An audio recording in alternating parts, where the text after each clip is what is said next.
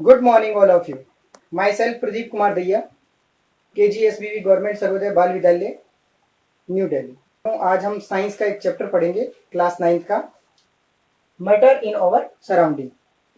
हमारे चारों तरफ में जो भी चीजें होती है हम उनको किस नाम से पुकारते हैं। जैसे आपने अपने चारों तरफ पे कोई पत्थर भी देखा होगा, आपने अपने पास में मार्कर भी देखा होगा, आपने अपने पास में टूथपेस्ट टूथब्रश भी देखा होगा, आपने कोई सा भी टॉय देखा होगा, आपने कोई सा भी कंघा देखा होगा। जो सारी चीजें देख रहे हैं वो किसी न किसी चीज से मिलके बनी हुई है। तो हम जो चीज मिलके बनी हुई है इसको हम बोलते हैं मैटर। मैटर के नाम से जानते हैं। इस मैटर के क्या कैरेक्टर है? एक तो देखो बेटा, ये कोई ना कोई स्पेस घेर रहा है। ये देखो आप, पत्थर है, ये कोई ना कोई स्पेस घेर रहा है ना। इसका मास है, इसका वॉल्यूम है। तो दो कैरेक्टर मेन होते हैं किसी भी मैटर के। वो क्या होते हैं? वो ये होते हैं, नंबर 1 कैरेक्टर होता है इसका ऑक्यूपाई मास, यानी मास। दूसरा, दो कैरेक्टर होने जरूरी है किसी भी मैटर में। तो ये बात समझ में आ गई कि हमारे चारों तरफ जो भी चीज बनी हुई है, चाहे ब्रह्मांड की कोई भी चीज, स्पेस, एक्स वाई जेड, कुछ भी हो, वो सारी की सारी चीज मैटर कहलाती है। इसके दो मेन कैरेक्टर बता दिए, मास एंड वॉल्यूम। अब इसका हम क्लासिफिकेशन करेंगे, यानी इसको हम कैटेगराइज करेंगे, डिवाइडेड करेंगे दो टाइप से। कैसे? Physical property and chemical nature. Physical property या फिजिकल नेचर कह सकते हैं, केमिकल प्रॉपर्टी या केमिकल नेचर भी बोल सकते हैं। इनके आधार पे हम इसका डिवाइडेशन करते हैं। तो फिजिकल नेचर ऑफ मैटर, इसके अकॉर्डिंग हम ये बताएंगे कि उसकी फिजिकल नेचर क्या है किसी भी मैटर की। बेटा, साइंस का मतलब होता है करके सीखना। जब तक हम इसमें कोई एक्टिविटी ना करें तब तक साइंस का कोई मीनिंग नहीं होता है। तो हम यहाँ पर छोटी छोटी कुछ एक्टिविटीज करेंगे जो अभी देखो लॉकडाउन का टाइम है, घर पे बैठ के कर सकते हो, ऐसी एक्टिविटी बता रहा हूँ। आपको घर के बैठ के करके देखना भी है। नंबर 1, जैसे matter made up of A particles. Matter होते हैं ना, वो छोटे छोटे पार्टिकल से मिलकर बने होते हैं। इसको समझाने के लिए एक एक्टिविटी करते हैं। क्या एक्टिविटी है कि आप सबके घर में कांच का ग्लास होगा, उस कांच के गिलास को आप पानी से फिल कर लेंगे। जितना भी फिल करें कोई फर्क नहीं पड़ता, हाफ रखें फुल करें। फिर क्या करना है, उस पर निशान लगा लेना है, आपको मार्क कर देना है उसको। जैसे ये देखिए मैंने मार्क किया है इसको कि इसका लेवल जो है पानी का इतना है। अब क्या करना है आपको, आपके घर पे नमक होगा। नमक का जानते हो नाम क्या होता है? सोडियम क्लोराइड, एक सॉल्ट होता है नमक। इसके अलावा आप चीनी भी ले सकते हैं, नमक बाई चांस नहीं मिल पा रहा हो तो। हमने क्या किया, एक टीस्पून छोटा लेकर के इसके अंदर नमक को डाल दिया। नमक के डालने के बाद इसको हम अच्छे से मिक्स कर देते हैं। आप इसको जब मिक्स करते हैं तो आप देखते हैं कि नमक पानी के अंदर घुल जाता है। अभी घरों में शिकंजी बनाते हैं ना, मम्मी शिकंजी बनाती है गर्मियों में, तो आप देखते हो नमक और चीनी को घोल दिया जाता है। हम जब वापिस जब इसको पूरा घुल जाता है तब हम देखते हैं कि जो मार्क था लेवल, पानी का मार्किंग लेवल उतना ही है, बड़ा नहीं है। यानी इसका मतलब क्या था कि मैटर है वो छोटे छोटे पार्टिकल से मिलके बने होते। पानी के मैटर थे, इधर पानी था वो भी पार्टिकल नेचर में था, इधर नमक डाला वो भी पार्टिकल नेचर में था। दोनों ने एक दूसरे को ऑक्यूपाई कर लिया जो स्थान था। सेकंड बात थी, ये सिद्ध करता है कि मैटर है वो छोटे छोटे पार्टिकल से मिलके बना होता है। Number 2, size of A particle. किसी भी पार्टिकल का साइज, किसी भी पार्टिकल का साइज कितना है, कितना बड़ा कितना छोटा, एक्टिविटी के थ्रू करके बताएंगे। तो आइए बच्चों, छोटी सी एक्सपेरिमेंट लैब में प्रैक्टिकल करते हैं। बेटा, वैसे तो KMnO4 लेना होता है। KMnO4 का मतलब होता है पोटेशियम परमैंगनेट। लैब के अंदर मिल जाता है, हम उसको पानी के अंदर डिजोल्व करते हैं, अच्छे से घोल देते हैं तो वो इस कलर का हो जाता है। अब क्या करें कि इसमें KMnO4 के पार्टिकल्स हैं, आप सब पता है। अब मैंने क्या किया, सिंपल वाटर आप देख डालेंगे, टेस्ट ट्यूब होगी, हम टेस्ट ट्यूब में डाल के अब हम देखें कि ये जो पानी था हल्का सा पिंकिश कलर हो गया। अब इसमें से मैं कुछ थोड़ा सा पानी लेता हूं और इसमें डालता हूं। आप देखोगे कि कुछ पार्टिकल्स इसमें भी आप देखोगे कि हल्का सा ये भी पिंकिश सा हो जाएगा। तो हम क्या बता देते हैं, इससे ये नेचर पता चलती है कि यहाँ जो पार्टिकल थे कुछ मात्रा में यहाँ आ गए, यहाँ KMnO4 के जो पार्टिकल्स थे कुछ मात्रा में यहाँ आ गए, फिर आगे भी हम करेंगे तो नेक्स्ट में चले जाएंगे। इसका मतलब हम ये बता सकते हैं कि ये जो था साइज ऑफ ए पार्टिकल जो होता है वो छोटे छोटे स्मॉल पार्टिकल्स में होता है, जो अपना कैरेक्टर आगे से आगे लेके जाते हैं। इस सॉल्यूशन के थ्रू हमने सीखा था कि पहले वाले में पार्टिकल ज्यादा थे, दूसरे वाले में थोड़े कम पार्टिकल हुए, तीसरे वाले में और कम हुए, लेकिन पार्टिकल खत्म नहीं हुए। इसका मतलब पार्टिकल एक छोटा सा स्मॉल पॉइंट होता है। Next, characteristics of a matter. किसी भी मैटर के कैरेक्टरिस्टिक्स क्या होते हैं? पहला है स्पेस बिटवीन देम। जो मैटर होते हैं उनके बीच में स्पेस होता है। अब इसको सॉल्व करना है, इसको सीखना है। इसको सीखने के लिए हमें वापस फर्स्ट एक्टिविटी पे आते हैं। फर्स्ट एक्टिविटी पे यही कांच का ग्लास ले लेंगे हम। कांच का ग्लास लेने के बाद इसके अंदर पानी फिल कर देंगे और वही मार्कर से अपन निशान लगा लेंगे। घर पे आराम से कर सकते हो और अभी करके देखना है। क्लास खत्म होने के बाद आप लोग करके इसको देखेंगे। इसके बाद वही हमने नमक लिया, डाला इसमें, अच्छे से मिक्स किया। हम देखेंगे कि इसका जो लेवल है उतना ही रहता है, बढ़ता नहीं है। इसका मतलब नमक कहाँ गया? तो नमक उन जगहों पे चला गया जहां पर छोटे छोटे जो छोटी छोटी स्पेस थे। इसका मतलब ये सिद्ध करता है कि स्पेस बिटवीन देम, किसी भी मैटर के जो पार्टिकल्स होते हैं उनके बीच में छोटा छोटा गैप होता है, स्पेस होता है, एक खाली जगह होती है जिसको ये सॉलिड पोर्शन ने जाकर के फिल कर दिया था। बेटा नेक्स्ट, कंटिन्यूसली मूविंग। पार्टिकल्स जो होते हैं वो कंटिन्यू मूव करते हैं। जैसे हम लोग क्लास में मूव करते हैं, कितना भी बोल दे सर कोई फर्क नहीं पड़ता, नहीं बैठना, हमें घूमते रहना अच्छा लगता है। वैसे ही पार्टिकल्स को घूमते अच्छा लगता है। कैसे? इसको भी प्रूव करने के लिए हमारे पास दो एक्टिविटी है। पहली एक्टिविटी तो ये थी कि एक गिलास में पानी ले लिया और अपना कोई सा भी कलर लेकर के उसके अंदर डाला हमने। आप देखेंगे कि मैंने यहाँ पे कलर डाला है, ये छोटा सा कलर मैंने ऊपर डाला है। अब आप देख रहे हो कि कलर धीरे धीरे फैल रहा है, नजर आ रहा है ना, बहुत अच्छे से फैल रहा है, स्प्रेड हो रहा है। तो इसमें क्या था? ये मूविंग नेचर ही बता रहा है इसकी कि पार्टिकल है वो कंटिन्यू मूव कर रहे हैं, एक जगह स्टेबल नहीं है, घूम रहे हैं इधर उधर। हम देखेंगे थोड़ी देर बाद, जब आप इसको हम ऐसे करके देख रहे हैं तो आप देखो कि ये घूम रहे हैं, कंटिन्यू पार्टिकल्स चल रहे हैं। ऐसा आपने अक्सर देखा होगा। अभी थोड़े दिनों पहले होली का टाइम था, होली में भी यही किया होगा आपने, कलर पानी में डाला होगा। पानी में डालते ही पूरा पानी एक साथ एक जैसा कलर नहीं हुआ, धीरे धीरे धीरे धीरे धीरे धीरे उसकी कलरिंग बढ़ती गई।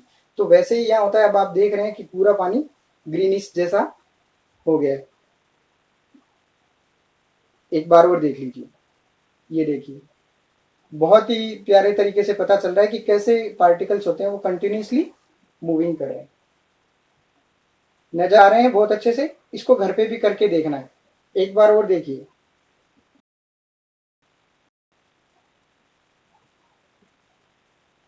पार्टिकल्स के मूविंग नेचर को बताता है कि पार्टिकल स्टेबल नहीं होते हैं, घूमते रहते हैं, एक जगह रहते हैं। ये तो हमने लिक्विड में देखा है। अब हम इसका एक दूसरा फॉर्म और देखते हैं। आप सब जाते हैं तो सुबह सुबह आपको पता है कि स्प्रे करके जाते हैं, परफ्यूम लगा। तो परफ्यूम में क्या होता है? क्या स्मेल एक साथ आती है ना?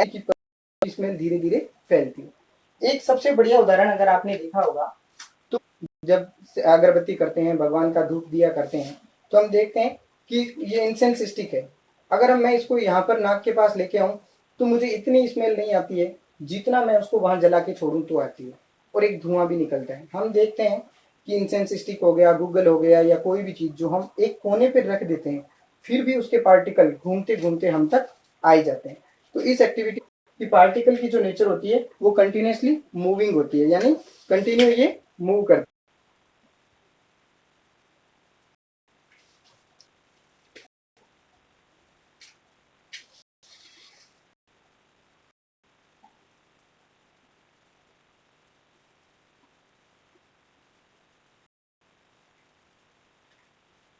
बेटा आप देखिए, मैंने इन स्टिक्स को जलाया यहाँ है और पार्टिकल सब जगह घूम रहे हैं।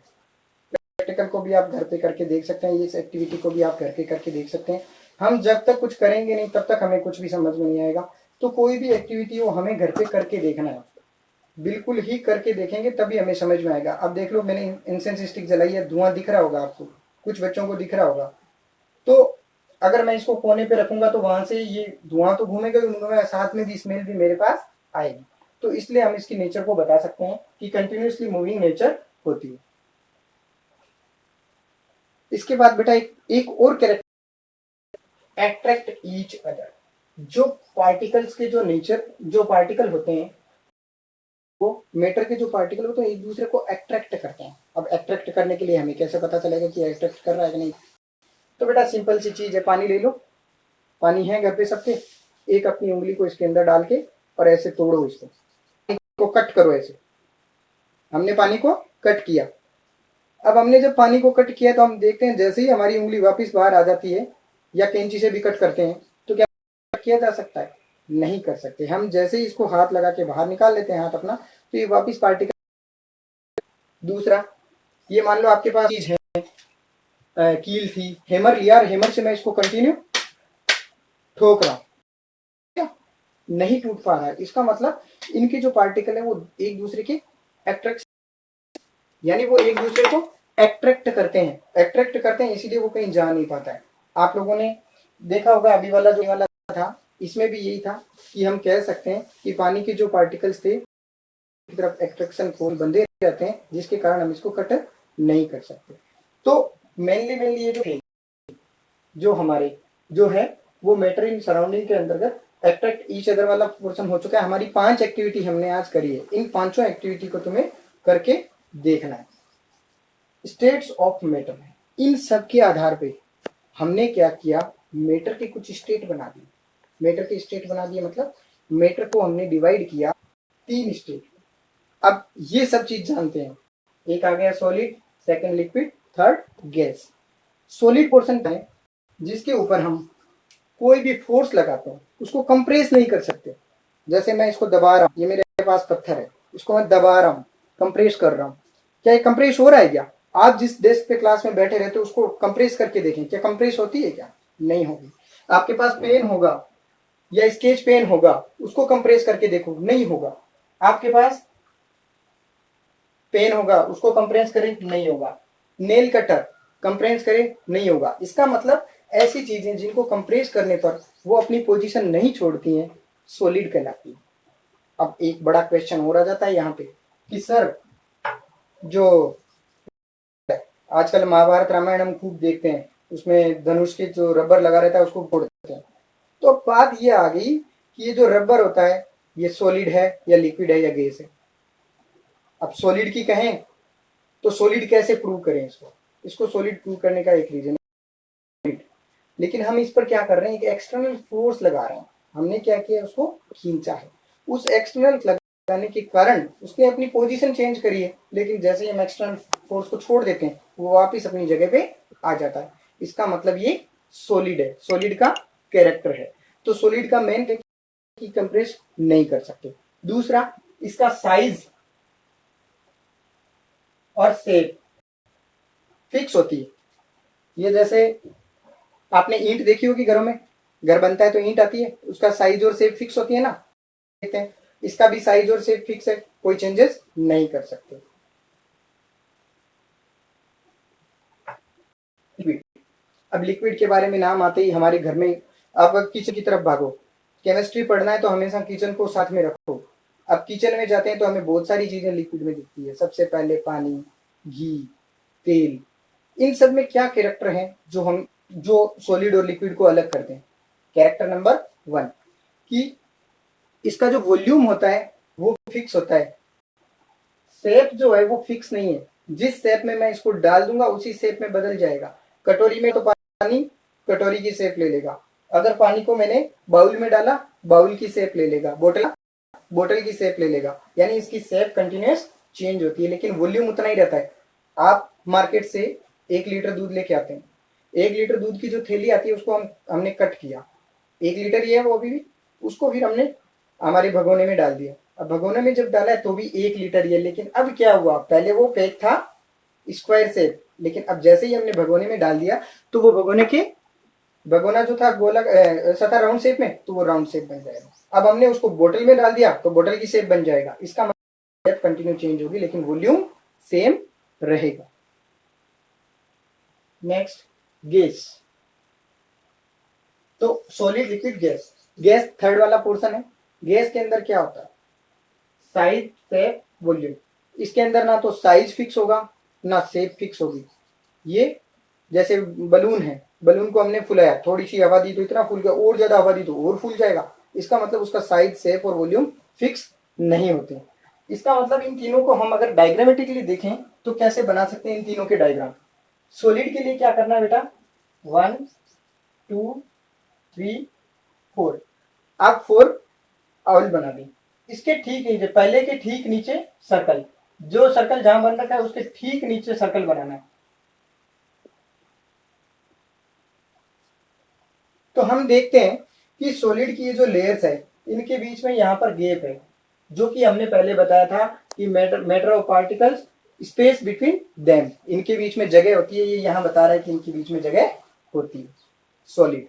अब अगर लिक्विड का बनाना हो तो हम ऐसे बनाएंगे। लिक्विड में क्या करना है बेटा, पहले 4 सर्कल बना दिए। अब ध्यान रखना है इन 2 सर्कल के बीच में एक सर्कल बनाना है। बनाने 4 सर्कल ही है।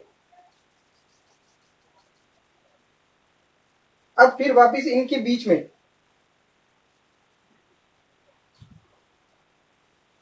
अब हम जब देख रहे हैं कि यहां पर स्पेस और यहां पर स्पेस में बहुत ज्यादा फर्क आ रहा है, यहां पर स्पेस ज्यादा, यहां पर स्पेस कम हो गया। गैस के अंदर ये पार्टिकल और ही ज्यादा दूर दूर होंगे। तो आज हमने पढ़ा था सॉलिड, लिक्विड और गैस के बारे में।